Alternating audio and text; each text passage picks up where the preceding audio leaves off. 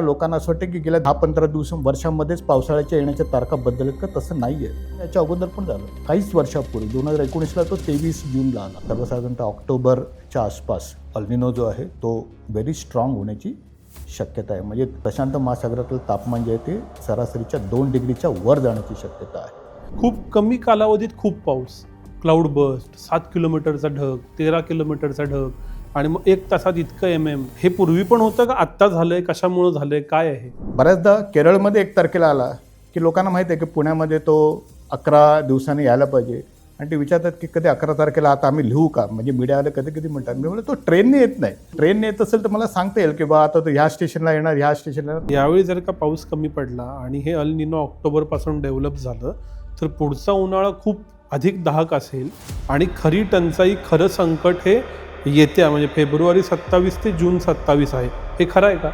सर्वसाधारणतः एक गणित आहे की मान्सूनसाठी अल्निनो जो आहे हा मारक आहे, पण प्रत्येक वेळी असेल का? तर उत्तर नाही आहे. नमस्कार, मी विनायक पाचलक आणि थिंक बँकच्या बिहाइंड द सीन्समध्ये तुम्हा सगळ्यांचं पुन्हा एकदा स्वागत. या वर्षीचा मान्सून हा अत्यंत चर्चेचा विषय राहिला आहे.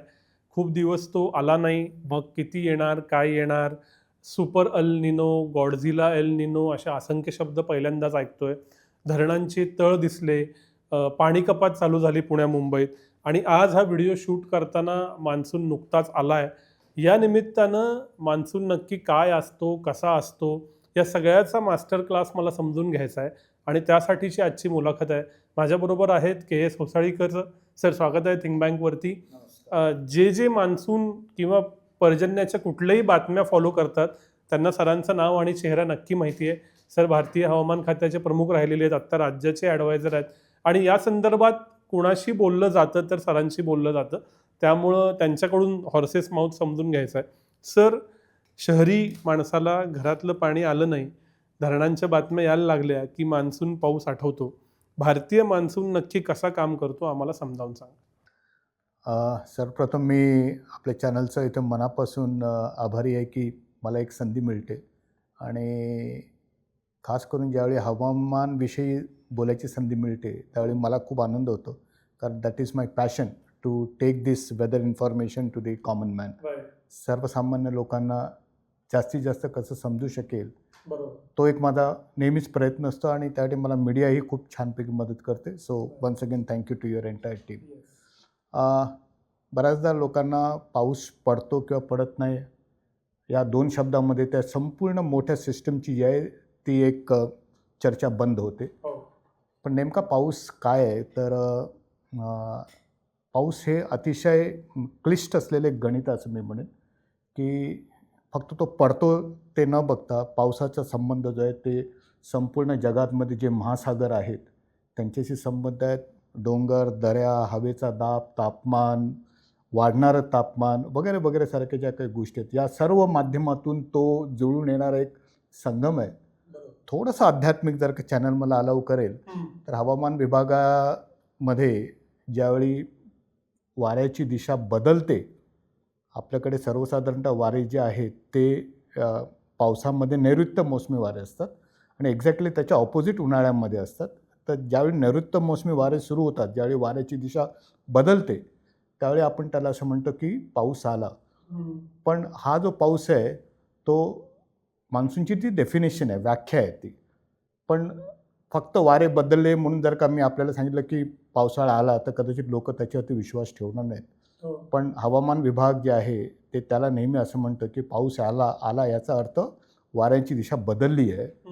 तर मी असं म्हणेन की तो जो पाऊस आहे तो निर्गुण रूपामध्ये आहे आणि ज्यावेळी तो ॲक्च्युली बरसायला लागतो तर तो सगुण रूपामध्ये येतो असं मी म्हणेन. बरोबर. तर ज्यावेळी आपण असं म्हणतो की सगुण आणि निर्गुण, तर त्याच्यावरून आपल्याला कळतं की ह्याला काही आकार नाही आहे, हा निराकार आहे, हा अवाढव्य आहे, हा ओमनीसंट आहे, म्हणजे संपूर्ण विश्व व्यापून टाकणारा एक एक एक सिस्टम आहे असं आपल्याला म्हणायला हरकत नाही.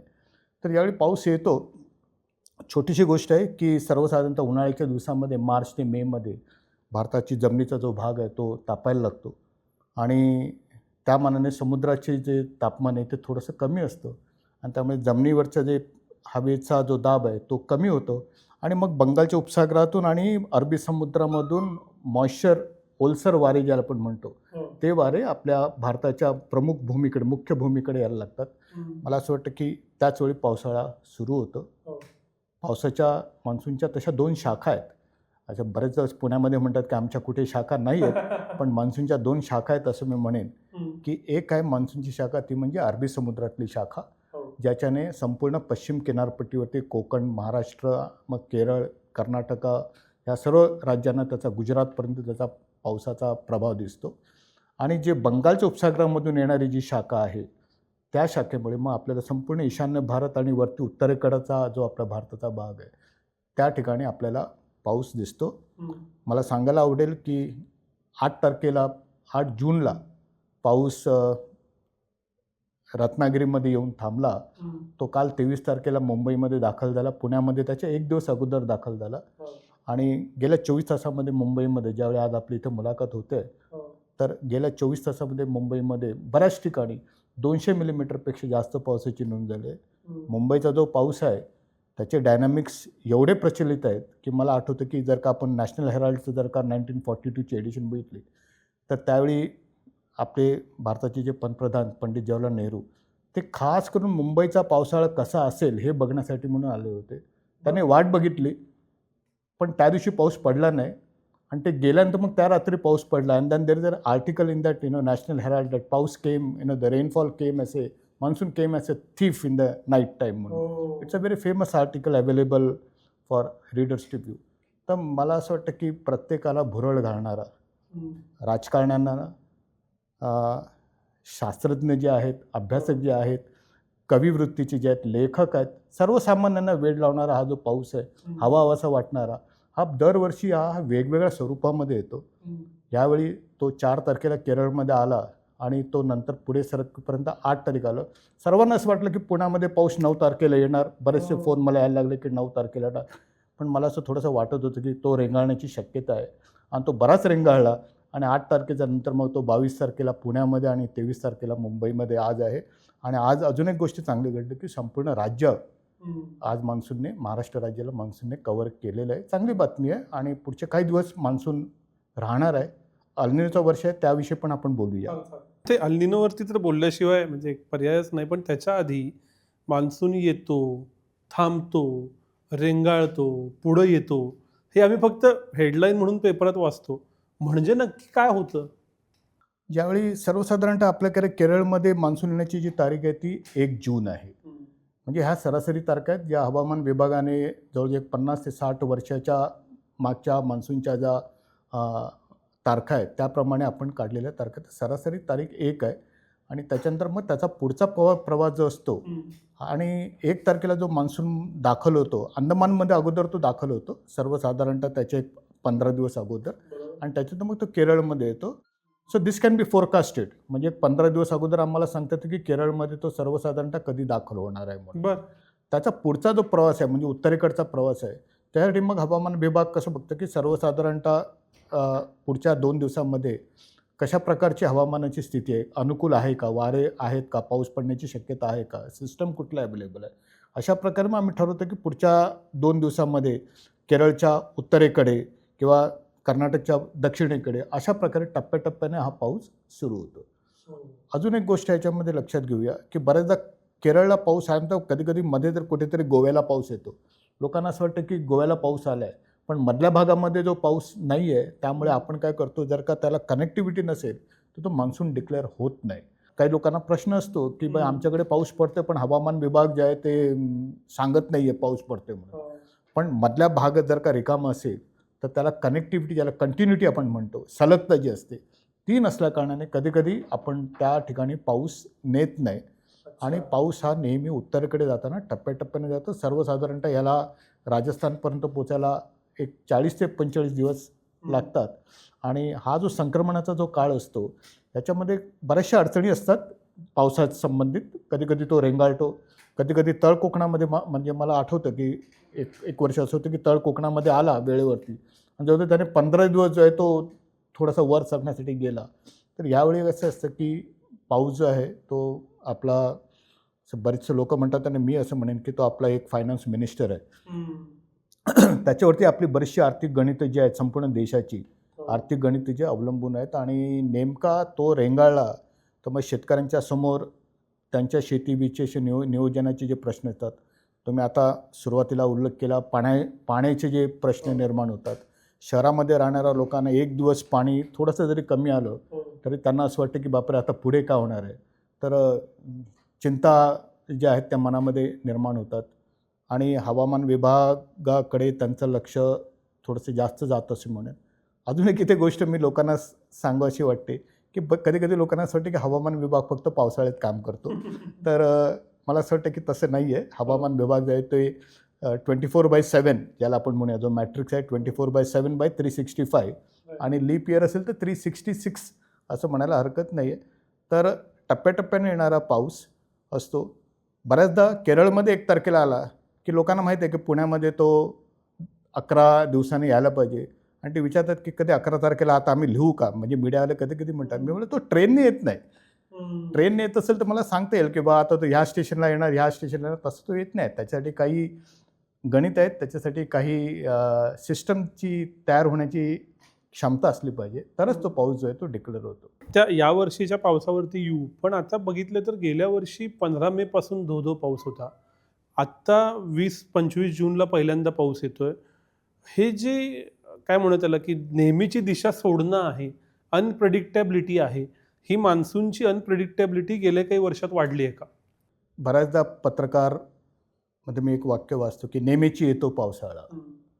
पण प्रत्येक पावसाळा म्हणजे माझे जे सिनियर्स आहेत ते मला नेहमी म्हणायचे की होसाळीकर प्रत्येक पावसाळा हा एक PhD देऊ शकतो. म्हणजे त्याच्यामध्ये एवढे काही गर्भित गोष्टी असतात की ज्या अजूनही आपल्याला व्यवस्थितपणे सांगता येत नाहीत किंवा माहीत नाही. त्यामुळे त्याच्यावरती जर का रिसर्च केलं तर प्रत्येक पावसाळा आपल्याला एक PhD देऊ शकतो. म्हणजे एवढं त्याच्यामध्ये रिसर्चचं पोटेन्शियल आहे.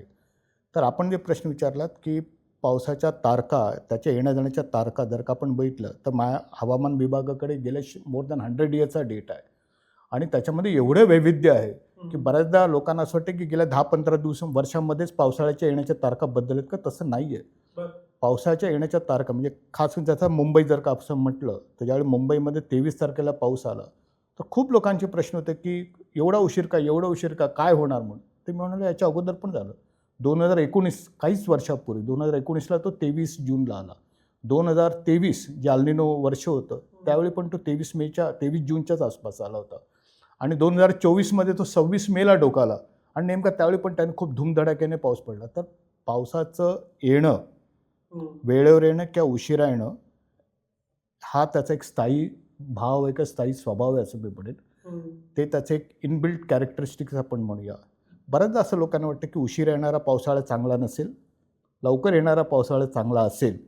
तर असे काही गणित नाही आहे. असे काही वर्ष अशी आहेत की पावसाळा खूप लवकर आला आणि नंतर त्याने आपल्याला खूप त्रास दिला अँड व्हाईस वर्सा. त्यामुळे बऱ्याचदा ज्या संपूर्ण ज्याला आपण ग्लोबल म्हणतो, ग्लोबल क्लायमेट जर का आपण म्हणतो, तर त्याच्यावर ते अवलंबून असतं की सर्वसाधारणतः पाऊस कधी येणार. त्यावेळी अंदमानमध्ये खूप लवकर आला होता पाऊस. त्यामुळे आम्हाला असं वाटलं होतं की सर्वसाधारण तो मे संपायच्या अगोदरच तो केरळमध्ये येणार. पण तो आला नाही. तो 4 जूनला आला. आम्ही 26 मेची तारीख दिली होती. पण तो त्या दिवशी आला नाही. तो म्हणाला की तुम्ही तारखा द्या, मी माझ्या हिशोबाने येणार. इट केम ऑन 4th जून. तर ग्लोबल क्लायमेट, अल निनो हे सगळंच बोलायचं यावर्षी. पण त्याच्या आधीचा अजून एक मुद्दा. शाळेत असताना आमच्या पुस्तकात असं होतं, चेरापुंजीत भारतात सर्वाधिक पाऊस पडतो.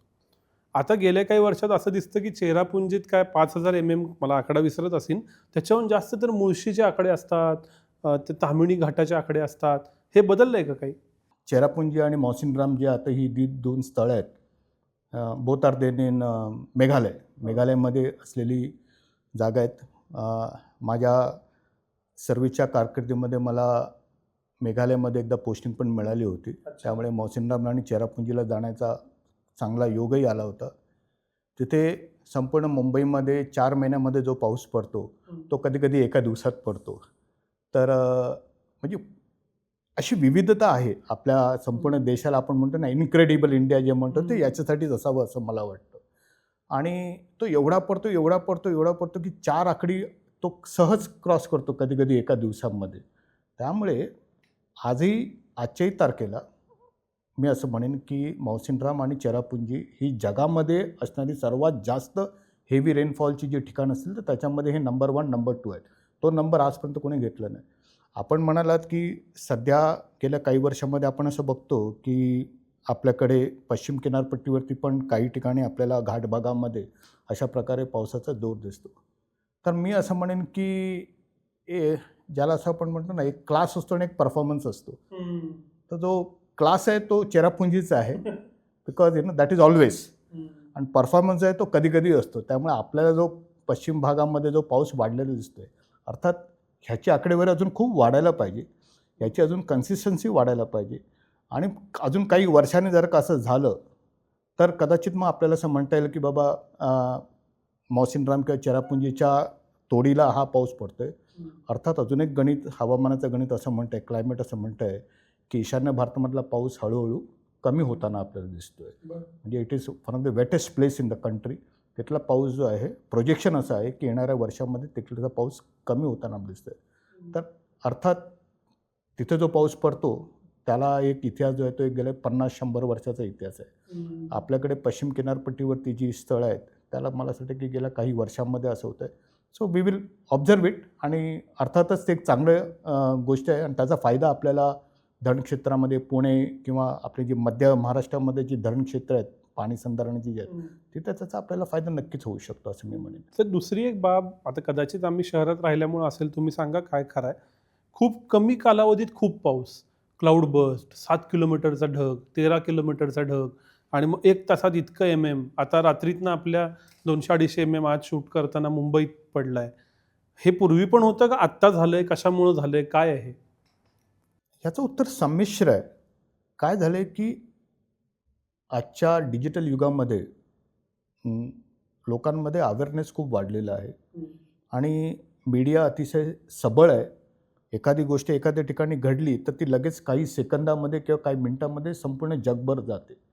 मला असं वाटतं की माझ्या लहानपणी तसे काही नव्हतं. जर का रेडिओ जोपर्यंत असं म्हणत नाही कुलाबा वेधशाळा किंवा पुणे वेधशाळा म्हणत नाही, तोपर्यंत कुठे पाऊस पडला की न पडला कळत नाही. किंवा सकाळी येणारं वर्तमानपत्र जे मागच्या 24 तासामध्ये काय घडले सांगायचं. तर हा एक भाग आहे. दुसरा भाग असा आहे की आपण असं म्हणालात की खरोखरच चित्र बदललं आहे का? तर मी असं म्हणेन की येस. लहानपणी म्हणजे माझ्या लहानपणी असं मी म्हणेन, आम्ही शाळेत जाताना लागून राहिलेला पावसाचा मध्यम ते हलका पाऊस 4-5 दिवस हालायचा नाही जागेवरून. पण त्याच्याने कुठे रस्त्यावरती पाणी साचणं वगैरे फारच कमी वेळायचं. आम्हाला नेहमी असं म्हणजे असं वाटायचं की शाळेमध्ये पाणी भरलं पाहिजे आणि आम्हाला सुट्टी मिळायला पाहिजे. एक कविता पण आहे. तर पण ते तसं फारच क्वचित वेळा घडलं. आता काय झालं आहे की कमी पावसाचे दिवस, हलक्या ते मध्यम स्वरूपाच्या पावसाचे दिवस बदललेत, कमी झालेत. फारच मोठ्या प्रमाणामध्ये कमी झालेत. आणि जो पाऊस पडतो तो जो आहे तो अतितीव्र स्वरूपामध्ये किंवा ज्याला आपण हेवी रेनफॉल ज्याला म्हणतो, त्याची वारंवारता किंवा त्याची जी फ्रिक्वेन्सी आहे ती वाढली. एक उदाहरण देतो की सर्वसाधारणतः मुंबईचा जो टोटल पाऊस आहे तो एक 2500 मिलीमीटर पाऊस आहे, 2500. तर हा जो पाऊस आहे हा 4 महिन्यासाठी आहे, जून ते सप्टेंबर. पण गेल्या काही वर्षांमधला जर का तुम्ही डेटा बघितला तर काही असे स्तंभ आहेत त्या 4 महिन्यामध्ये जे 250, 300, 250, 300चे 4-5 स्तंभ असे झाले की 2000 कव्हर होऊन जातो. म्हणजे जो मोठा एक 70 ते 80% जो पाऊस आहे ते 4 ते 5 एपिसोडमध्ये संपला. मग राहिलेला जो छोटा मोठा एक 100-150 मिलीमीटर पाऊस आहे तो बाकीच्या ठिकाणी विखुरला जातो. तर हे एक वास्तविक आहे की सर्वसाधारणतः हेवी रेनफॉल आणि एक्स्ट्रीमली हेवी रेनफॉलची जे इव्हेंट्स आहेत आणि ती फ्रिक्वेन्सी आहे ती वाढलेली आहे. आणि अर्थात त्याचा उपयोग किती असेल तर त्याचा उपयोग पिण्याच्या पाण्यासाठी होऊ शकतो. पण त्याच्याने शहरामध्ये पूरसदृश्य परिस्थिती निर्माण होऊ शकते. जी शेतकरी असतो त्याच्यासाठी एक मोठा प्रश्न असतो. कारण शेतामध्ये कसं असतं की पिकाला प्रत्येक स्तरावरती वेगवेगळ्या स्वरूपाचा पाऊस लागतो, पाणी लागतं. आणि खूप मोठा पाऊस पडला किंवा खूप मोठे खंड पडले तर मग ते शेतीसाठी उपयुक्त होत नाहीत. त्याच्याने त्याचं नुकसान होतं. कधीकधी त्याला दुबार पेरणीसारखं संकट येऊ शकतं. राज्यामध्ये आपण बघतोय की ऑलमोस्ट एव्हरी डे शासन जे आहे, महाराष्ट्र शासन शेतकऱ्यांना आव्हान करतं की तुम्ही पेरण्या जोपर्यंत आम्ही सांगतो तोपर्यंत करू नका, पेरणीची घाई करू नका. कारण पावसामध्ये जर का खंड पडला मोठा तर मग पेरणीसाठी ते एक मोठं संकट निर्माण होऊ शकतं. हाय फ्रिक्वेन्सी, हाय ॲम्प्लिट्यूड रेन्स आणि मग ड्राय म्हणजे स्पाइक्स असे जे होत आहेत, हा बदल मानवनिर्मित आहे का निसर्गाचं चक्र आहे का दोन्हीचं मिक्सचर आहे? IPCCने ह्याच्यावरती सर्वसाधारणतः म्हणजे जी जागतिक संघटना आहे जी संपूर्ण जगाच्या क्लायमेटवरती काम करते, मला सांगायला आवडेल की त्याच्यामध्ये हवामान विभागाचे पण शास्त्रज्ञ गेले अनेक वर्ष त्याच्यामध्ये काम करतात. अतिशय चांगल्या पद्धतीने काम करतात. मिनिस्ट्री ऑफ अर्थ अँड पृथ्वी विज्ञान मंत्रालयाची त्याच्यामध्ये खूप वैज्ञानिक त्याच्यामध्ये जोडले गेले आहेत. तर त्यांनी जवळजवळ 30 वर्षापूर्वीच असं सांगितलं होतं की जे क्लायमेटमध्ये बदल होत आहेत किंवा ज्याला आपण ग्लोबल वॉर्मिंग म्हणतो, तर त्याच्यामध्ये मानवी हस्तक्षेप आहे. पण त्यावेळी त्यांची जी सांगण्याची एक शक्यता होती ती दॅट वॉज अराउंड 90%, म्हणजे 10% असा वाव होता की कदाचित ते नैसर्गिक असेल की अजून कुठल्यातरी कारणानं असेल. आता जे रिसेंटली जे त्यांचे रिपोर्ट आलेले आहेत, त्या रिपोर्टमध्ये त्यांनी अतिशय व्यवस्थितपणे म्हटलेलं आहे की जे क्लायमेट चेंज होतं आहे किंवा जे ग्लोबल वॉर्मिंग होतं आहे सध्या जगामध्ये, ह्याचा एक आणि एकमेव कारण म्हणजे मानवी हस्तक्षेप आणि मानवाने म्हणजे जे डेव्हलपमेंट झाल्या, ज्या काही आपल्याकडे सुधारणा झाल्यात, त्याच्याबरोबर आलेल्या काही ज्या गोष्टी आहेत किंवा फॉसिल फ्यूल किंवा कार्बन एमिशन ज्याला आपण म्हणतो, या सर्व गोष्टीमुळे पृथ्वीचं तापमान जे आहे ते वाढतं आहे आणि ह्याचं सर्वात महत्त्वाचं कारण म्हणजे पृथ्वी तलावर राहणारा माणूस. आणि त्याच्यासाठीच ते एक थ्रेट आहे की उद्याचं म्हणजे तापमान खूप वाढलं तर त्याच्याने निर्माण होणारे जे इम्पॅक्ट आहेत ते खूप जास्त असू शकतात. सर ह्या सगळ्या भोवतीचाच प्रश्न यावर्षीच्या याचा येतो. खूप ऐकतोय आम्ही सुपर अल्निनो, गॉडझिला अल्निनो, पॅसिफिक महासागराचा एक इमेज काल आली व्हॉट्सॲपवरती. प्लीज सांगा यावर्षी काय पाऊस पडणार आहे? चांगला प्रश्न विचारलात. मी असं म्हणेन की आपल्याकडे सोशल मीडिया जो आहे हा खूप ॲक्टिव्ह आहे असं मी म्हणेन. आणि the moment it comes to monsoon त्याच्यामध्ये खूप हायपर ॲक्टिव्हिटी निर्माण होते. लोकांचा उत्साह खूप जास्त असतो. आपल्या देशामध्ये एक 2-3 गोष्टीबद्दल नेहमी चर्चा होते. एक राजकारण, ज्याला आपण पॉलिटिक्स म्हणतो. दुसरं क्रिकेट, म्हणजे त्यांनी असं खेळू नये किंवा असं खेळायला पाहिजे किंवा सचिन तेंडुलकरने का बॅटिंग सोडली हे मी कधी बॅट न धरणाराही ट्रेनमध्ये बसून मोठ्या मोठ्याने सांगत असतो. आणि तिसरा विषय म्हणजे हवामान किंवा पावसाळा. ह्या गोष्टी नेहमी चर्चेला जातात. बऱ्याचदा त्याच्यामागे जर का वैज्ञानिक दृष्टिकोन असेल तर ते लोकांना त्याचा उपयोग ठरतो. कधीकधी ते थोडंसं व्हिज्युलायझेशन त्यांचं वेगळ्या पद्धतीचं असतं. त्यामुळे कधीकधी भ्रामक संकल्पना किंवा एखादी चुकीची माहिती लोकांपर्यंत जाते. त्यामुळे मी सोशल मीडियावरती स्वतः आहे. ट्विटर हँडल मी स्वतः माझं स्वतःचं आहे. त्याचा काही उपयोग हाच आहे की लोकांपर्यंत व्यवस्थित बातमी गेली पाहिजे. लोकांना विज्ञानाचं सत्य कळलं पाहिजे आणि सोप्या भाषेत. गॉडझिला हा शब्द मी गेल्या 2, 3, 6 महिन्यापासून ऐकतो आहे. गॉडझिला हा काही शास्त्रीय शब्द नाही आहे. हा मीडियाने निर्माण केलेली एक संकल्पना आहे. तर अल्निनो हे वर्ष आहे. 2023मध्ये होता अल्निनो. अल्निनो म्हणजे नेमकं काय, तर प्रशांत महासागर ज्याला आपण पॅसिफिक ओशन म्हणतो, त्याचं जे विषुववृत्तीय समुद्रातलं पाण्याचं जे तापमान आहे वरच्या थरात, ते जर का गरम व्हायला लागलं तर मग आपण असं म्हणतो की अल्निनो तयार होण्याची प्रक्रिया सुरू झाली. अर्थात त्याचे टप्पे आहेत की 0.5 डिग्री असेल सरासरीच्या तर मग आपण म्हणतो की वीक अल्निनो आहे. मग मॉडरेट अल्निनो आहे पुढच्या 0.5ला. तर वीक, मॉडरेट, त्याच्यानंतर मग स्ट्रॉंग अल्निनो, व्हेरी स्ट्रॉंग अल्निनो, असे त्याचे टप्पे आहेत. तर सर्वसाधारणतः 2026चं जे पूर्वानुमान आहे अल्निनोचं, तर त्याच्यामध्ये जे क्लायमेटमध्ये काम करतात त्या लोकांनी असं म्हटलं आहे की सर्वसाधारणतः ऑक्टोबरच्या आसपास अल्निनो जो आहे तो व्हेरी स्ट्रॉंग होण्याची शक्यता आहे. म्हणजे प्रशांत महासागरातलं तापमान जे आहे ते सरासरीच्या 2 डिग्रीच्या वर जाण्याची शक्यता आहे. आणि असं फार क्वचित वेळा घडलं आहे. 97-98मध्ये घडलं होतं, 15-16मध्ये एकदा घडलं होतं. असं फार क्वचित वेळा होतं. Not every time it happens. आणि त्याच्या अगोदर म्हणजे तो व्हेरी स्ट्रॉंग होण्याच्या अगोदरचे जे 4 महिने आहेत तर मान्सूनचा आपला आहे. आणि सर्वसाधारणतः एक गणित आहे की मान्सूनसाठी अल्निनो जो आहे हा मारक आहे. पण प्रत्येक वेळी असेल का, तर उत्तर नाही आहे. म्हणजे एक उदाहरण देतो 1997-98मध्ये अल्निनो होता, स्ट्रॉंग अल्निनो होता, पण त्यावेळी देशातला पाऊस सरासरी होता. ह्याला कारण आहे. ह्याचं कारण असं आहे की मान्सून जो आहे हा वेगवेगळ्या घटकांवरती अवलंबून असतो, ज्याला आपण इंडियन ओशन डायपोल म्हणतो. त्याविषयी पण आपण बोलूया वेळ मिळाला तर.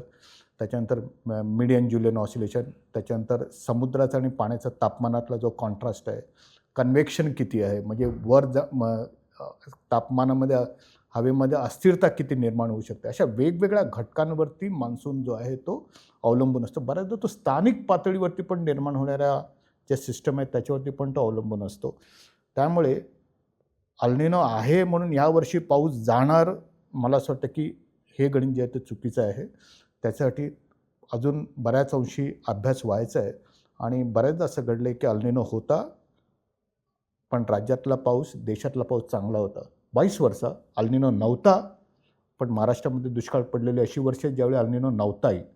त्यामुळे असं मी म्हणेन की अल्निनो आहे, त्याच्याकडे सावधपणे बघण्याची गरज आहे. No need to panic.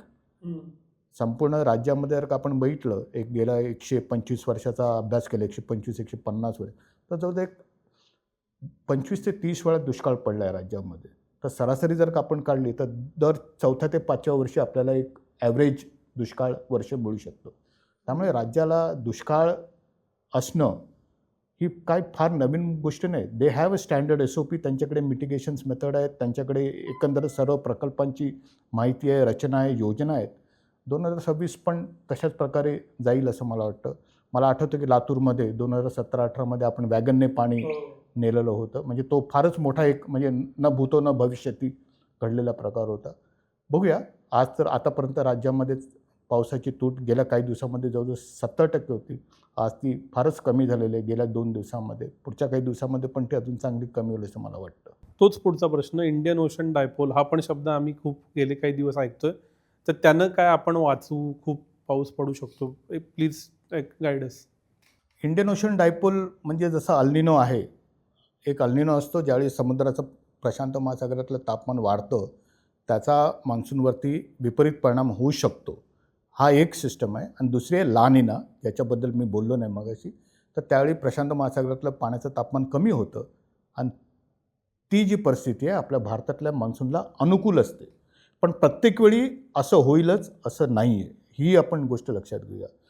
यावर्षी ज्यावेळी अल्निनोचं पूर्वानुमान आलं आणि क्लायमेट फोरकास्ट जे अल्निनोचं आहे ते खूप व्यवस्थित आहे, म्हणजे ऑलमोस्ट 99% ते अचूक असतं. त्यामुळे ते फोरकास्ट येताना हवामान विभागाने पण असं म्हटलं की इंडियन ओशन डायपोल निर्माण होण्याची शक्यता आहे ड्युरिंग द मान्सून पिरियड. मान्सूनच्या दरम्यान इंडियन ओशन डायपोल निर्माण होण्याची शक्यता आहे. हा हिंदी महासागरामध्ये निर्माण होणारी सिस्टम आहे.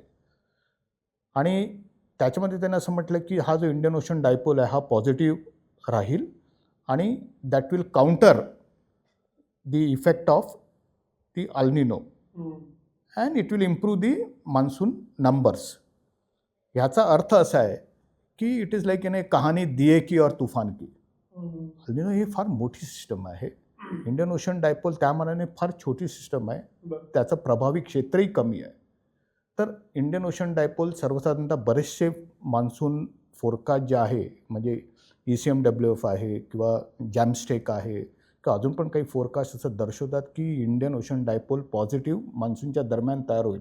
काही दर्शवतात की होणार नाही म्हणून, पण जर का तो झाला तर त्याचा फायदा आपल्या पावसाला होईल. नेमकी सिस्टम काय, तर जर का आपण दक्षिणेकडचा भारताचा भाग बघितला, सदर्न पेनिन्सुला, तर आपल्याकडे एका ठिकाणी पश्चिम हिंद महासागर आणि पूर्व हिंद महासागर. पश्चिम म्हणजे towards the South Africa side आणि पूर्व म्हणजे टुवर्ड्स इंडोनेशिया किंवा ऑस्ट्रेलिया साईड.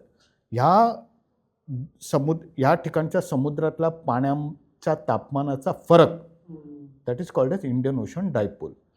जर का पश्चिम हिंद महासागरातलं पाण्याचं तापमान जास्त असेल सरफेसचं आणि पूर्व हिंदी महासागरातलं पाण्याचं तापमान जर का कमी असेल त्या मानाने, तर मग आपण असं म्हणतो की तो पॉझिटिव्ह डायपोल आहे. आणि त्याचा उलटा निगेटिव्ह डायपोल. जर का निगेटिव्ह डायपोल असेल तर तो आपल्याला पावसाला मदत करू शकत नाही. त्याच्यामध्ये अजून एक स्थिती असते ज्याला आपण म्हणतो तटस्थ. म्हणजे इंडियन ओशन डायपोल कधी कधी तटस्थ असतो, न्यूट्रल. पण त्याचंही काही कुठल्याही बाजूने त्याचं झुकतं माप नाही. जर का तो पॉझिटिव्ह असेल तर त्याचा फायदा होऊ शकतो. यावर्षी पण तशा प्रकारची गणितं येत आहेत. पण मी अजून एकदा असं म्हणेन की फक्त गणितं नाही आहेत, तर तो कुठल्या वेळेमध्ये येणार आहे, त्याची तीव्रता काय असेल, तो मॅच्युअर कधी होणार आणि तो किती वेळ राहील, या सर्वांवरती तो मान्सूनला किती प्रकारे अनुकूलरित्या तो मदत करेल, हे सर्व त्याच्यावरती अवलंबून आहे. आता ह्या क्षणी त्याच्याविषयी भाष्य करणं थोडंसं कठीण आहे असं मी म्हणेन. सर, खूप लोक असे म्हणतात की बघा गेल्या वेळी एवढा पाऊस होता तरी अशी वेळ आली म्हणजे पाणी कपात करावी लागली. यावेळी जर का पाऊस कमी पडला आणि हे अल निनो ऑक्टोबरपासून डेव्हलप झालं तर पुढचा उन्हाळा खूप अधिक दाहक असेल आणि खरी टंचाई, खरं संकट हे येत्या म्हणजे फेब्रुवारी 27 ते जून 27 आहे. हे खरं आहे का? खूप अंशी खरी आहे. स्टॅटिस्टिक्स असं दर्शवतो की जे अल निनो इयर्स आहेत, त्याच्या पुढच्या वर्षीचा उन्हाळा हा नेहमी तीव्र होता मागच्या काळामध्ये. तर 2027चा उन्हाळाही तसा असू शकतो, असं काही लाँग रेंज फोरकास्ट दर्शवत आहेत. अर्थात क्लायमेट फोरकास्टमध्ये एक अडचण असते की त्याच्यामध्ये त्रुटी खूप जास्त असतात. पण त्याला संभाव्य धोके म्हणून आपण जर का योजना करायला सुरुवात केलं तर कुठेच आपलं नुकसान होऊ शकणार नाही. नंबर 1. आपण बऱ्याचदा असं म्हणतो की अल निनोमुळे यंदाचा पाऊस बरोबर पडणार नाही आहे. मी बऱ्याचदा लोकांना म्हणतो की फक्त पावसाबद्दल विचार करू नका. सप्टेंबरनंतर येणारा हिवाळा आहे, रब्बी क्रॉप्स आहेत, रब्बी पिकत आपल्याकडे आणि त्याच्यानंतर मग येणारा उन्हाळाही आहे. ह्या सर्वांवरती अल निनो प्रभावित करण्याची शक्यता खूप जास्त आहे. त्यामुळे आपल्याला फक्त जलसाक्षर व्हावं लागेल. मला असं वाटतं की we need to be more discipline पाणी वाचवण्यासाठी. शिळं पाणी शक्यतो घरातल्या लोकांनी फेकू नये. कार जे म्हणतात ते पाईपने जर का धुत असेल तर धुवू नये. म्हणजे अशा प्रकारच्या छोट्या छोट्या गोष्टी ज्या आहेत, कदाचित असं म्हणतं की जोपर्यंत एखाद्या गोष्टीमध्ये जनसहभाग नसतो ना, त्यामुळे शासनाने किंवा केंद्राने कितीही जोर लावले एखाद्या सिस्टमला किंवा एखाद्या पॉलिसीला, तर मला असं वाटतं जर का त्याला तग धरायचं असेल तर तुमच्या आणि आमची सर्वांनी मिळून जर का त्याला हस्तक्षेप म्हणजे हातभार लागला तर ते होऊ शकतं. मला असं वाटतं की हा जो एक 2026चा पावसाळा आहे, माझं असं एक मनापासून माझं एक मत आहे की this is going to be a reference for the coming years when the climate change would become more darker. आहे ना. तर मला असं वाटतं की काही गोष्टी आपण शिकल्या पाहिजेत आणि आपण शिकतोय, नाही असं नाही आहे. पण कदाचित ह्या पावसाळ्यामध्ये जी आपण उद्दिष्ट ठेवणार आहोत किंवा जो संयम बाळगणार आहोत किंवा जे आपल्या स्वतःमध्ये काही नियम लावणार आहोत, मला वाटतं येणाऱ्या काळामध्ये तसं करायला हरकत नाही आहे. तिसरं महायुद्ध जर का फक्त पाण्यासाठी होणार असेल तर ते आपल्याला टाळायला काय हरकत आहे. सर, हा पॉलिसीचा आणि जलसंधारणाचा मुद्दा आहे मला मान्य आहे. तरी एक थोडा टँजंट प्रश्न विचारतो. कायम मला असा प्रश्न पडतो की आपण एवढी धरणांची रचना केली आहे, एवढा पाऊस आपल्याकडे पडतो, तर एकच वर्ष वाईट गेल्यावरती एवढी वाईट अवस्था का होती? आपण अशा शून्य पावसाच्या वर्षासाठी स्ट्रॅटेजिकली प्रिपेअर होत नाही का? पण पुढं असं म्हणतो की 10% जरी सरासरीच्या कमी झालं तरी खूप मोठं संकट आहे. मग एखाद्या वर्षी 40% झालं तर काय? आपण काहीच तयार नसतो का? भीती वाटते त्याची. मला काही दिवसापूर्वी एका माझ्या मित्रानेच प्रश्न विचारला, अरे 90% म्हणजे किती रे? खूप पडणार ना रे. म्हणजे तुम्हाला 90%साठी हवामान विभाग एवढं काय म्हणजे हायपर होत आहे. तर मी त्याला म्हणालो की हे जे 90% आहेत किंवा 92% आहेत ना, हे CBSEच्या 10वीतल्या किंवा 12वीतल्या मुलाला मिळालेले मार्क आहेत. आजकाल 90% 12वीला मिळाला म्हणजे ही इज नोवेअर. म्हणजे सर्वसाधारणतः गणित मी असं म्हणत नाही आहे. तिथे मिळणारे जे मार्क आहेत ते 97, 98, 99% मिळणारे खूप लोक असतात. जो पाऊस आहे तर ज्यावेळी आपण असं म्हणतो त्याच्या व्याख्या आहेत. 90% जर का खाली पडला, संपूर्ण देशाचा जो पाऊस आहे त्याचा ॲव्हरेज करण्यात आलं आहे. तो 50 वर्षाचा डेटा आम्ही घेतलेला आहे. त्याला म्हणतो लाँग पिरियड ॲव्हरेज. तर त्या लाँग पिरियड ॲव्हरेजचा 10% जर का पाऊस कमी पडला, त्याच्यापेक्षा कमी पडला, तर त्याला मी म्हणतो डेफिशियंट पाऊस. ॲव्हरेज पाऊस जो आहे तो 96% ते 104% आहे. म्हणजे सरासरी पाऊस ज्यावेळी म्हणतो की यंदा पाऊस सरासरी इतकं काही सामान्य असेल, तर तो जो आकडा आहे तो 96 ते 104% आहे. 104च्या वरती एक्सेस, 96च्या खाली जर का तो असेल 90पर्यंत, त्याला आपण म्हणतो बिलो नॉर्मल. तर हवामान विभागाने यंदा जे म्हटलं होतं की 92% पहिल्या टप्प्यामध्ये म्हटलं होतं. अल निनोचा क्लायमेट फोरकास्ट जसं अजून गडद होत गेलं, हवामान विभागाने तो आकडा 90% आला आहे. अजून एक मी गोष्ट सांगतो की जरी हवामान विभाग असं म्हणते की तो 90% आहे, तर डेफिशियंट आणि बिलो नॉर्मल हे दोन्ही आकडे जर का आपण जोडले पर्सेंटेजचे, तर तर almost more than 70 to 80% probability अशी आहे की देशामध्ये पाऊस जो आहे तो डेफिशियंट किंवा सरासरीपेक्षा कमी झाला. आपण प्रश्न विचारलात की सर्वसाधारणतः एक गणित मी आपल्याला सांगतो की समजा 600 मिलीमीटर पाऊस एखाद्या ठिकाणचा आहे, 10% कमी झाला तर 60 मिलीमीटर कमी, म्हणजे सर्वसाधारणतः 500-550 मिलीमीटर पाऊस आपल्याकडे आहे. तर फक्त 50 मिलीमीटरने काय असं आभाळ पडणार आहे? तर मी असं म्हणतो की पावसामध्ये जी अनियमितता आहे, मगाशी आपण म्हणालो की पाऊस जो आहे तो एक असा मोठ्या मोठ्या क्वांटम्समध्ये पडतो. तर समजा एक त्या 500 पैकी समजा 2 असे आले की 200-200 मिलीमीटरचे आले पाऊस, राहिलेला पाऊस किती आहे? 100-150 मिलीमीटर पाऊस पुढच्या 4 महिन्यामध्ये. तो जो पाऊस आहे तो पिकांसाठी अजिबात त्याचा उपयोग होणार नाही आहे. त्यामुळे सर्वसाधारणतः लोकांची अपेक्षा असते की पाऊस जून ते सप्टेंबर सतत असावा, तो मध्यम ते जोरदार असावा, कधीकधी तो बरसावा. काही लोकांचं असं म्हणणं आहे की तो फक्त रात्री पडावा, काही लोकांचं असं म्हणणं आहे की आम्ही ऑफिसला पोचल्यानंतर पडावा. अशा लोकांच्या अपेक्षा पुष्कळ आहेत, नाही असं नाही आहे. पण मला असं वाटतं की पावसामध्ये पडणारे जे खंड आहेत आणि ग्लोबल वॉर्मिंगमुळे पावसाचं जे एक संपूर्ण जो एक डायनामिक्स आहेत जे चेंज होताना आपल्याला दिसत आहेत. सलग पावसाळा आता नाही आहे. त्यामुळे जर का 10% जरी पाऊस कमी असेल आणि जर का तो सलग असेल, नथिंग लाईक इट. जर का तो सलग नसेल तर मग तो काय करेल की तो बऱ्याचशा त्यातलं 80% पाणी जे आहे ते वाहून जाईल किंवा त्याचा फायदा जो आहे ते शेतीला होणार नाही, पूरसदृश्य परिस्थिती निर्माण होणार आणि पिकांमध्ये कालावधीमध्ये मोठे मोठे खंड पडतील. या सर्व गोष्टींकडे जर का बघितले तर का तो 10% आपण म्हणतो दिसायला तो फक्त 10% कमी, एवढं कशाला तुम्ही वाजवता? तर ते त्याच्यामध्ये सत्यता ही आहे की तो 10% पण कधी-कधी खूप जास्त त्रास देऊ शकतो. शेवटच्या प्रश्नाआधीचा पेनल्टीमेट प्रश्न थोडासा टँजंट आहे. खूप वर्ष असं होतं की हवामान खात्याची चेष्टा केली जायची की हवामान खात्यानं आज पाऊस पडणार आहे म्हणलं की छत्री न घेता बाहेर पडा, आज ऊन आहे म्हणलं की छत्री घेऊन बाहेर पडा. तिथंपासून आजपर्यंत आपण बऱ्यापैकी डेव्हलप झालो का? या खात्याचे लीडर म्हणून तुम्ही ही डेव्हलपमेंट कशी बघताय आणि काय परिस्थिती आहे आता? म्हणजे मी ज्यावेळी शाळेत जात होतो त्यावेळी मला माहीत नव्हतं की मी हवामान विभागामध्ये कधीतरी असेन म्हणून. आणि हवामान विभागावरती वर्तमानपत्रामध्ये एखादा विनोद येणं हे एक स्वाभाविक किंवा एक ॲक्सेप्टेड गोष्ट अशी मी म्हणेन. पण जर का आता तुम्ही बघितलं तर हे विनोद आता यायला कमी झालेत. ही एक गोष्ट आहे. दुसरी गोष्ट अशी आहे की प्रगती हवामान विभागाने अशी केली आहे की आपल्याला जर का एखादी गणितं मांडायची असेल हवामानविषयीची तर त्याला ग्लोबल स्टँडर्ड लागतात. तर ग्लोबल स्टँडर्ड लागण्यासाठी लागणारी निरीक्षणं, लागणारे मॉडेल्स, लागणाऱ्या पद्धती ह्या त्या स्तराच्या असणं फार गरजेचं आहे. तर ह्या सर्व नोंदी आणि ह्या सर्व जे एकंदर SOPs आहेत त्या ग्लोबल स्टँडर्डपर्यंत नसतील तर मग त्याचा उपयोग नाही आहे. एक उदाहरण देतो. हवामानविषयी आपण थोडंसं बाजूला ठेवूया. समजा आज तुम्ही इथून मुंबईहून दुबईला गेलात किंवा इथून फ्रँकफर्टला गेलात तर विमानाला लागणारं जे पूर्वानुमान आहे ते जे पूर्वानुमान आहे ते जागतिक पूर्वानुमान आहे.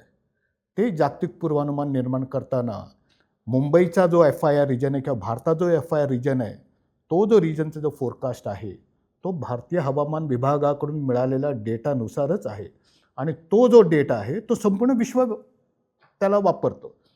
आणि अशा प्रकारे ज्यावेळी आपण एखादी स्थिती निर्माण करतो, सक्षमता की ज्याच्यामध्ये everything is accepted at global level, then I think we should be proud enough. This is number 1. Number 2, ज्यावेळी आपण चक्रीवादळांबद्दल बोलतो तर चक्रीवादळ आणि ग्रामीण कृषी सेवा म्हणून आपल्याकडे एक मोठी IMDमध्ये एक प्रोजेक्ट आहे. ह्याला जागतिक स्तरावरती फार मोठ्या प्रमाणामध्ये WMOने आणि IPCCने ह्या सर्व लोकांनी ह्याच्याशी खूप याची वाहवा केली, प्रशंसनीय काम केलं आहे. उदाहरण देतो. 1999मध्ये ज्यावेळी ओरिसामध्ये सुपर सायक्लोन आलं त्यावेळी 10,000 लोक मेले. 2013मध्ये त्याच प्रकारचे चक्रीवादळ परत एकदा ओरिसामध्ये आलं, जे लोक दगावले त्यांची संख्या फक्त एक 40 ते 50 होती. म्हणजे you can imagine the difference between the technology. म्हणजे हवामान विभागाला टेक्नॉलॉजीने साथ दिले. सध्या हे पृथ्वी मंत्रालयाच्या अंतर्गत येतं. आपल्याकडे ऑब्झर्वेशन्स आहेत, रडार्स आहेत, उपग्रहाद्वारे मिळणारी माहिती आहेत, सतत 15 मिनिटांनी येणारा ऑटोमॅटिक वेदर स्टेशनचा डेटा आहे, समुद्रावरतून येणारा डेटा आहे, आकाशातून येणारा डेटा आहे. हा सर्व डेटाचं संकलन करून आपल्याकडे सुपर कम्प्युटर्स जे आहेत ते आता सध्या आपल्याकडे उपलब्ध आहेत. जे पूर्वी फक्त एकच होते, आता हवामान विभागाकडे 3 ते 4 सुपर कम्प्युटर आहेत. ह्या सर्व गणितांद्वारे प्रयत्न हाच आहे की जास्तीत जास्त हवामानामध्ये अचूकता कशी आणता येईल आणि प्रत्येक सेक्टरला कसं सक्षम करता येईल. पूर्वानुमान एवढं करूनसुद्धा बऱ्याचदा डिव्हिएट होतं, मान्य करतो मी. कधी आम्ही म्हणतो, बरेच लोक आम्हाला म्हणतात की मी परवा मॉरिशसला गेलो तर त्याने मला सांगितलं की 4 वाजता पाऊस पडणार आहे संध्याकाळी. आमच्याकडे पडला ना. किंवा अजून कुठेतरी अमेरिकेला गेलो तर ते म्हणतात की असंच होणार आहे, बरोबर ह्यावेळी असंच घडलं. मी म्हणालो की विषुववृत्तीय प्रदेशामध्ये, ज्याला आपण ट्रॉपिकल कंट्री म्हणतो, अशा प्रकारची हवामानाची प्रणाली ज्या आहेत त्या नसतात. त्यामुळे ते एक चॅलेंज आहे. आपल्याकडे जे हवामान आहे ज्याला आपण कॅओटिक म्हणतो, म्हणजे इरॅटिक आहे थोडंसं असं मी म्हणे. आणि त्यांच्याकडे येणारं हवामान जे आहे ते कर्जतून निघणारी ट्रेन मला माहीत आहे की ठाण्याला कधी पोचणार आणि टिटवाळ्याला कधी पोचणार हे मला माहीत असतं. ते वेळेनुसार चालणाऱ्या प्रणाली आपल्याकडचे जे सिस्टम आहेत त्या अचानक निर्माण होणाऱ्या कॅओटिक सिस्टम आहेत विषुववृत्तीय प्रदेशामध्ये. फक्त भारतामध्ये नाही तर ह्या पट्ट्यामध्ये जेवढे देश आहेत त्या सर्वांना ही चॅलेंज आहे. आणि मला असं वाटतं की अजून एक आहे, बऱ्याचदा लोक असं म्हणतात की दुपारी आमच्याकडे असाचा कार्यक्रम आहे 4 वाजता तर पाऊस पडेल की नाही. तर बऱ्याचदा हवामान विभाग असं म्हणतं की सर्वसाधारणतः अशा प्रकारची स्थिती आहे, पण नेमकं याच ठिकाणी याच वेळी पाऊस पडणार का. मला असं वाटतं की सध्या तेवढ्या प्रकारचं हवामानामध्ये शास्त्रीय दृष्टिकोनातून जर का आपण बघितलं तर तेवढी सक्षमता आणणं सध्या तरी कठीण आहे. पण एक मोठा उपक्रम हवामान विभागाने, पृथ्वी विज्ञान मंत्रालयाने, भारत सरकारने चालू केला, ज्याला आपण मिशन मौसम म्हणतो. तर तो अतिशय ॲम्बिशियस प्रोग्राम आहे. त्याच्यामध्ये खूप निरीक्षण आहेत, खूप गणितं आहेत. त्याच्यामध्ये आम्ही हवामान मॉडिफिकेशन म्हणजे वेदर मॉडिफिकेशनसारख्या काही गोष्टींबद्दल, ज्याला आर्टिफिशियल रेन आपण म्हणतो, अशा प्रकारच्या बऱ्याच गोष्टींची त्याच्यामध्ये चर्चा आहे. बऱ्याच गोष्टींबद्दल सायंटिफिक वाव आहे त्याच्यामध्ये. येणाऱ्या 2 वर्षांमध्ये एक उलगडत जाणारं गणित आहे असं मी म्हणेन. मला असं वाटतं की प्रयत्नशील आहे आणि I am happy, but still there is some scope. ए दिल मांगे मोर ज्याला आपण म्हणतो, की तशा प्रकारे आपल्याला म्हणता येईल. शेवटचा प्रश्न. सुरुवात आपण मान्सूननं केली, मान्सूनविषयी बोललो, पण जसं तुम्ही उत्तरात म्हणालात, वेदर हे काही फक्त मान्सूनसाठी रिलेटेड नाही आहे. आजकाल असं फॉगिंगच्या खूप बातम्या येतात, आय साईडच्या बातम्या येतात. आत्ता एकदम एक व्हिडिओ व्हायरल झाला की लोणावळ्यातनं अरबी समुद्र दिसतोय, आय साईड चांगली आहे, क्लीन वेदर आहे. तर एकूणातच महाराष्ट्राचं आणि भारताचं वार्षिक ओव्हरऑल वेदर हे कसं आहे, ते कसं बदलतंय, तुमचा अभ्यास काय सांगतो, नॉट जस्ट मान्सून? भारतीय हवामान विभाग जो आहे तो भारत सरकारसाठी वेदर आणि क्लायमेट आणि त्याचे अलाइड जे सब्जेक्ट आहेत त्यासाठी नोडल एजन्सी म्हणून आहे आपल्याकडे. आणि त्यामुळे ती एक जबाबदारी आहे मी म्हणेन. म्हणजे तो एक अभिमान आहे, त्याचा गर्वही आपल्याला, पण मी असं म्हणेन की ती एक मोठी जबाबदारी आहे. इस्पेशली ज्यावेळी मगाशी मी म्हणालो जसं विषुववृत्तीय प्रदेशामध्ये आपल्याकडे जे हवामान आहे, आपल्याकडे ड्राय डेझर्ट आहेत, आपल्याकडे हॉट डेझर्ट पण आहेत, आपल्याकडे ट्रॉपिकल प्रदेश आहेत, आपल्याकडे थंड हवेची पण ठिकाणं आहेत, प्लेन्स आहेत, मुंबईमध्ये येणारे हीट वेव्स, पुण्यामध्ये होणारे हीट वेव्स आणि वर्धा नागपूरमध्ये येणारे हीट वेव्स, ह्या सर्व वेगवेगळ्या गोष्टी आहेत. आणि ह्या सर्वांचा जो आहे तो शरीरांवरती, व्यवहारावरती, एकंदरच सोशो इकॉनॉमिक स्टेटसवरती पडणारा जो प्रभाव आहे तो वेगळा आहे. हवामान विभाग ज्यावेळी ह्या सर्व इन्क्रेडिबल इंडिया ज्यावेळी आपण म्हणतो त्या हवामानाकडे बघतो, तर मला असं वाटतं की हवामान विभागाने एक गोष्ट चांगली केली आहे, की अर्थात बऱ्याचशा गोष्टी चांगल्या केल्या, त्यातली ही एक गोष्ट असं मी म्हणेन की प्रत्येक जिओग्राफिक लोकेशननुसार त्यांनी काही महत्त्वाची केंद्र निर्माण केलेली आहेत. जसं असं मी म्हणेन की आपल्याकडे जे महाराष्ट्र आहे, तर महाराष्ट्र, गोवा आणि गुजरात या 3 राज्यातल्या विदर्भ सोडला तर आपल्याकडे एक पश्चिम क्षेत्र आपण निर्माण केलं. सर्वसाधारणतः ह्याचं हवामान सर्वसाधारणतः मोर ऑर लेस सेम असतं. तसंच दक्षिणेकडे आपल्याकडे एक केंद्र आहे, मध्य भारतामध्ये केंद्र आहे. अशा प्रकारचे ईशान्य भारतामध्ये आहे, पूर्व भारतामध्ये असे 6-7 आपल्याकडे केंद्र आहेत, ज्याचा अभ्यास त्या ठिकाणी होतो. म्हणजे मला आठवतं की मी पूर्वी कुलाब्यामध्ये काम करत होतो, त्यावेळी माझ्याकडे मुंबई, महाराष्ट्र राज्य, विदर्भाचा भाग होता आणि विदर्भ त्यावेळी सेंट्रलमध्ये जायचा आणि त्याच्यानंतर गुजरात आणि गोवा ह्या 3 राज्यांची एकंदरच क्लायमेट आणि वेदरबद्दल काम करायची जबाबदारी, सुसूत्रता आणणं आणि हेडक्वार्टरला रिपोर्ट करणं. काही वर्षापूर्वी म्हणजे एक 10-1 वर्षापूर्वी हवामान विभागानं असं केलं की जे पूर्व विभाग म्हणतोय आणि जो पश्चिम विभाग म्हणतोय हे जर का फारच वेगवेगळं असेल आणि त्यांच्यामध्ये काही सुसूत्रता नसेल तर काही प्रश्न निर्माण होऊ शकतं.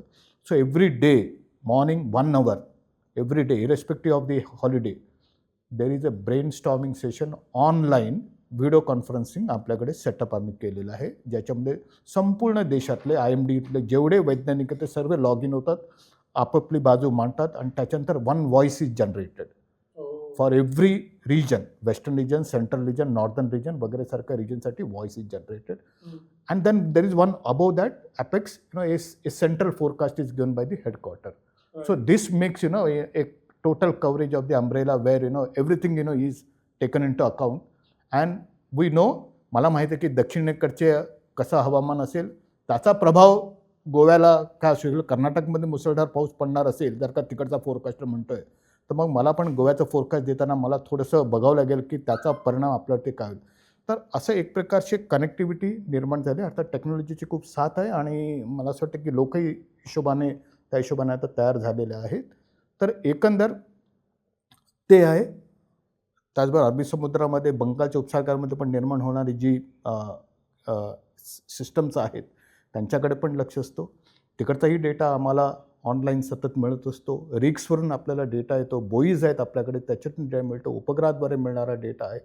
आणि जे मॉडेल्स आहेत जागतिक स्तरावरती आणि रिजनल स्तरावरती, एक मॉडेल नाही, असंख्य मॉडेल्स आहेत ज्याचा उपयोग करून एक फोरकास्ट काढलं जातं.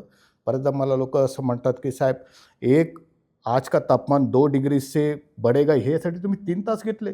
बोला हो रे बाबा, ती प्रक्रियाच एवढी जटिल आहे की ते सांगताना मग त्याच्या मागे फार अतिशय विज्ञाननिष्ठ काय म्हणतात योजना आहेत, काही गणित आहेत. ते सांगितल्यानंतर मी सांगतो की मुंबईचं तापमान पुढच्या 2 दिवसांमध्ये 2 डिग्रीने वाढण्याची शक्यता, हे सांगण्यासाठी खूप मोठा अभ्यास लागतो. अर्थात त्यासाठी हवामान विभाग सर्वांना ट्रेनिंग करतं. तर एकंदरच असं मी म्हणेन की येणाऱ्या काळामध्ये आपण एक प्रश्न विचारलात की येणाऱ्या काळामध्ये जी जागतिक समस्या आहेत, भारत त्याच्यातून काही वेगळा नाही आहे. जे ग्लोबल वॉर्मिंग आहे किंवा क्लायमेट चेंज आहे त्याचा परिणाम भारतामध्ये पण आहे. क्लायमेट चेंज, ग्लोबल वॉर्मिंग जे आहे ते येणाऱ्या काळासाठी नसून ते आता आपण असं मी म्हणून आता आपण भोगतोय असं म्हणायला हरकत नाही आहे. आणि येणाऱ्या काळामध्ये ते अजून जास्तीत जास्त ते गडद होण्याची शक्यता आहे. त्यासाठी भारत सरकार, महाराष्ट्र शासन आणि अर्थात प्रत्येक राज्य त्याविषयी अतिशय व्यवस्थितपणे योजना आहेत, व्यवस्थितपणे पावलं उचलत आहेत. खूपशा योजना आहेत ज्याच्याने कार्बन एमिशन ज्याला आपण म्हणतो, जे सर्वात महत्त्वाचं कारण आहे ग्लोबल वॉर्मिंगसाठी, ते कशाप्रकारे आपल्याला कमी करता येईल.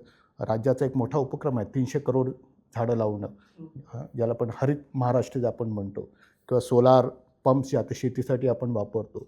तर त्याही अशा प्रकारच्या काही योजना आहेत. अशा बऱ्याचशा योजना आहेत ज्याला आपण EV ज्याला म्हणतो, इलेक्ट्रिकल व्हेकलची जी योजना आहे. अशा वेगवेगळ्या योजनांमधून कसं आपल्याला ते नेट झिरो हे आपल्याला साधता येईल. राज्याचं पण विकसित महाराष्ट्र 2047 2247 हा एक मोठा योजनाबद्ध कार्यक्रम आहे जो देशाच्या इंडिया 2047साठी तो संलग्न आहे, कॉम्प्लिमेंटिंग आहे. तर अशा प्रकारच्या योजना आहेत. काही योजना ऑलरेडी कार्यान्वित झालेल्या आहेत. फक्त एकच आहे की आपल्याला 2 गोष्टी करता येईल. एक म्हणजे क्रिएटिंग अवेअरनेस, जे होतं आहे त्याच्याबद्दल लोकांमध्ये अवेअरनेस निर्माण होणं, व्यवस्थित माहिती लोकांपर्यंत पोहोचणं आणि लोकांचा जनसहभाग असणं याच्यामध्ये फार गरज आहे. असं मला वाटतं की क्लायमेट चेंज हा मोठा प्रश्न आहे. हा एखाद्या डिपार्टमेंटचा किंवा एखाद्या पर्टिक्युलर ऑर्गनायझेशनचा हा प्रश्न नसून हा संपूर्ण देशाला आणि संपूर्ण जगाला सतवणारा प्रश्न आहे. त्यामुळे सर्वांचे हात लागतील तर मला असं वाटतं की ते जे वजन आहे ते उचलायला आपल्याला सोपं जाईल असं मला वाटतं. धन्यवाद सर. खूप खूप आभार. तुम्ही आम्हाला वेळ दिलात आणि सगळ्यांच्या मनातला जो प्रश्न आहे त्याचं आणि त्याच्या पलीकडे जाऊन मान्सूनबद्दल आम्हाला सांगितलं. पुन्हा वेगळ्या विषयावर भेटू, पण आज इथंच थांबूया. धन्यवाद.